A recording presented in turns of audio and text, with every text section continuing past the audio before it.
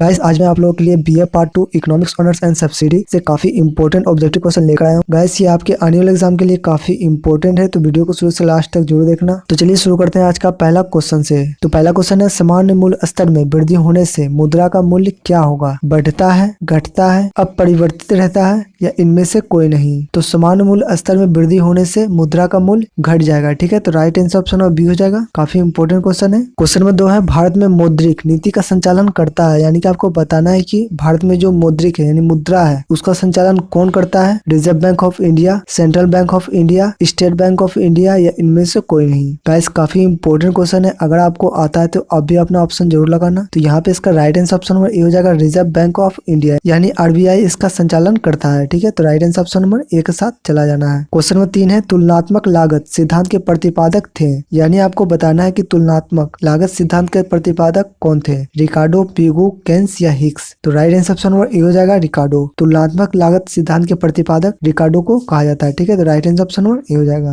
Question number 4 है, अंतरराष्ट्रीय मुद्रा कोष का गठन कब हुआ था? ऑप्शन है 1940, 1944, 1951 या 1960। तो अंतरराष्ट्रीय मुद्रा कोष का जो गठन हुआ था वो हुआ था 1944 में। ठीक है, तो right answer option number B हो जाएगा। क्वेश्चन नंबर 5 है, मुद्रास्फीति का मांग खिंचाव सिद्धांत का प्रतिपादन किसने किया था? टोबिन, मार्शल, केन्स या बॉमल्ड? तो right answer option number B हो जाएगा मार्शल। ठीक है, मुद्रास्फीति की मांग खिंचाव सिद्धांत का प्रतिपादन मार्शल ने किया था। ठीक, तो right answer option number B हो जाएगा। क्वेश्चन नंबर 6 है, कब केन्स की पुस्तक the general Theory of Employment, Interest and Money प्रकाशित हुआ था? 1935, 1936, 37 या 40? गाइस अगर आपको आता है तो आप भी अपना ऑप्शन जरूर लगाना। यहाँ पे इसका right answer option number B हो जाएगा 1936। केन्स की पुस्तक General Theory of Employment, Interest and Money प्रकाशित हुआ था 1936 में। क्वेश्चन नंबर 7 है, साधन लागत पर विशुद्ध राष्ट्रीय उत्पाद क्या है? तो साधन लागत पर विशुद्ध राष्ट्रीय उत्पाद है सकल देशी उत्पाद से सदैव अधिक। ठीक है, तो right answer option number D हो जाएगा। क्वेश्चन नंबर 8 है, पूर्ति अपनी मांग स्वतः सृजित कर लेती है, इस कथन के आधार पर एक नियम किसने दिया है? आपका ऑप्शन है रिकार्डो ने प्रतिपादित किया है, ऑप्शन बी है जेएस मिल ने प्रतिपादित किया है, ऑप्शन नंबर सी है जेविस से ने प्रतिपादित किया है या ऑप्शन नंबर डी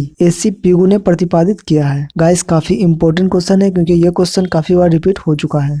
पूर्ति अपनी मांग स्वतः सर्जित कर लेती है, इस कथन का आधार का नियम जेविस से ने प्रतिपादित किया है। क्वेश्चन नंबर 9 है, प्रतिष्ठित रोजगार सृजन की मान्यता की है, यह है बचत तथा विनियोग में संतुलन रहता है। ठीक है, बचत तथा विनियोग में संतुलन रहता है। क्वेश्चन नंबर 10 है, केसियन रोजगार सिद्धांत मंदी का अर्थशास्त्र है क्योंकि? आपका ऑप्शन है अल्पकाल में पूर्ति स्थित रहती है इसलिए, ऑप्शन बी है रोजगार का स्तर प्रभावी मांग पर आधारित है इसलिए, ऑप्शन नंबर सी है यह समान सिद्धांत है, तो ऑप्शन नंबर डी तुलनात्मक स्थैतिक विश्लेषण। तो right answer option number B हो जाएगा, रोजगार का स्तर प्रभावी मांग पर आधारित रहता है। काफी इंपॉर्टेंट क्वेश्चन है। क्वेश्चन नंबर 11 है, ब्याज के वास्तविक सिद्धांत का प्रतिपादन किसने किया है? गाइस काफी इंपॉर्टेंट क्वेश्चन है क्योंकि इस तरह क्वेश्चन कई बार रिपीट हो चुका है। ठीक है, तो आपको बताना है कि ब्याज के वास्तविक सिद्धांत जो है वह किसने प्रतिपादित किया है? आपका ऑप्शन है कार्ल सिद्धी अर्थशास्त्री ने, ऑप्शन नंबर बी है नव कार्ल सिद्धी अर्थशास्त्री ने, ऑप्शन नंबर सी है केन्स ने या ऑप्शन नंबर डी स्वीडिश अर्थशास्त्री ने? तो गाइस अगर आपको आता है तो आप भी अपना ऑप्शन जरूर लगाना। यहाँ पे इसका right answer option number B हो जाएगा, नव कार्ल सिद्धी अर्थशास्त्री ने।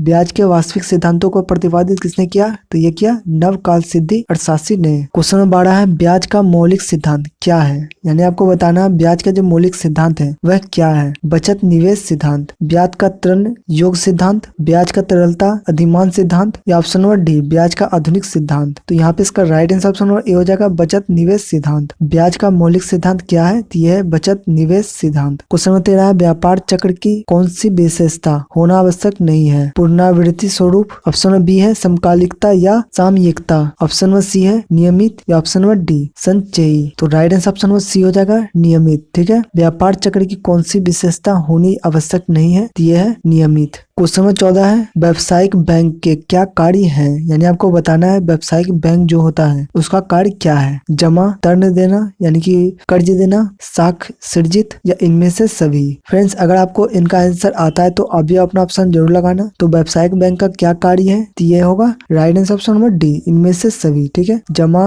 उधार देना और साख सृजन ये भी होगा। ठीक है, तो right answer option number D के साथ चला जाएगा। क्वेश्चन नंबर 15 है, विश्व बैंक किस संक्षिप्त नाम से जाना जाता है? यानी आपको बताना है कि विश्व विश्व बैंक जो है उसे आप किस नाम से जानते हैं? आपका ऑप्शन है IMF, ऑप्शन बी है WTO, ऑप्शन सी है IBRD या ऑप्शन नंबर डी इनमें से कोई नहीं। गाइस काफी इंपॉर्टेंट क्वेश्चन है, अगर आपको आता है तो अभी अपना ऑप्शन जरूर लगाना। यहाँ पे इसका right answer option number C हो जाएगा IBRD। ठीक है गाइस, बता दूं कि यह एक अंतर्राष्ट्रीय वित्तीय संस्था है जो कि 1944 में स्थापित किया गया था, जिसका मुख्यालय वाशिंगटन DC यानी कि अमेरिका में स्थित है और इसे IBRD के नाम से जाना जाता है और इसका कार्य है मध्य आय वाले विकासशील देशों को कर्ज प्रदान करना। ठीक है, क्वेश्चन नंबर 16 है राष्ट्रीय आय अथवा राष्ट्रीय लाभांश किसी देश की आर्थिक स्थिति का सबसे महत्वपूर्ण सूचक है। गाइस ये क्वेश्चन ट्रू और फॉल्स का है, यानी कि सही और गलत का। ठीक है, तो आपको बताना है राष्ट्रीय आय अथवा राष्ट्रीय लाभ किसी देश की आर्थिक स्थिति का सबसे महत्वपूर्ण सूचक है, सही या गलत? तो right answer option number A हो जाएगा सही। ठीक है, क्वेश्चन नंबर 17 है राष्ट्रीय उत्पादन एवं राष्ट्रीय आय दोनों ही एक प्रभाव अवधारणा है, सही या गलत? मैं एक बार फिर से बोलता हूँ, राष्ट्रीय उत्पादन एवं राष्ट्रीय आय दोनों ही एक प्रभाव अवधारणा है, तो right answer option number A हो जाएगा सही। ठीक है, क्वेश्चन नंबर 18 है बचत एक स्टॉक अवधारणा है, सही या गलत? तो बचत एक स्टॉक अवधारणा बिल्कुल नहीं है। ठीक है, तो right answer option number D हो जाएगा, गलत हो जाएगा। गाइस बचत का मतलब होता है जो आप थोड़ा थोड़ा जो रोज बचत करते हैं। ठीक है, और स्टॉक का मतलब होता है कि आपका लिमिट 100 का है और आपने 200 उसे ले लिया है, तो ये स्टॉक हो जाएगा। ठीक है, क्वेश्चन नंबर 19 है उपभोग आय का फलन है, सही या गलत? तो उपभोग आय का फलन नहीं है। ठीक है, तो right answer option number B हो जाएगा। क्वेश्चन नंबर 20 है विनियोग गुणक केंस का अवधारणा है, तो विनियोग गुणक